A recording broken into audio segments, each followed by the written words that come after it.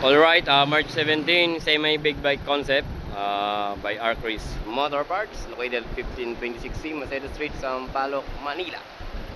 Right. Ito, ginamitan natin ng MVR1 inverted. Dual disc ready na po siya. Yan. Sniper 155 kulay black. Ang caliper na ginamit namin dito is Brembo. Ayan. Ang disc naman na ginamit natin is 300mm Scarlett. Yun, no? Left and right po yan.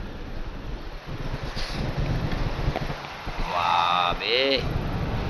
Yan. Then sa braking system niya, ang gamit din namin is RCB. Mas ginamitan namin siya ng RCB na lever din.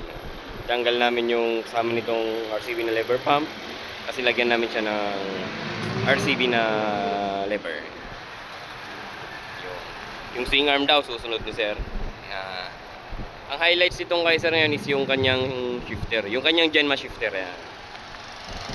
Genma single shifter race type. Yan. Naglagay tayo ng Genma single shifter. Then Genma sprocket cover. Tapos Genma passenger footrest. Kasi gusto ni sir may angkasan pa rin siya kahit naka race type siya. Gumamit tayo ng bracket. Tapos Genma na passenger footrest. Then sa kabila, single shifter. Tapos nagpalit si sir ng RCB na master pump. Yan. Pag ganitong setup, mostly ang ginagawa ko, nilalabas ko yung pump para kitang-kita. Para kitang-kita lalo pag may color design yung yung mga gold, red, ganyan, silver, yan, black. Passenger footrest, plus bracket. Yan.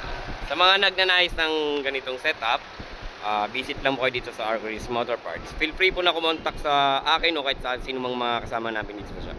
Alright?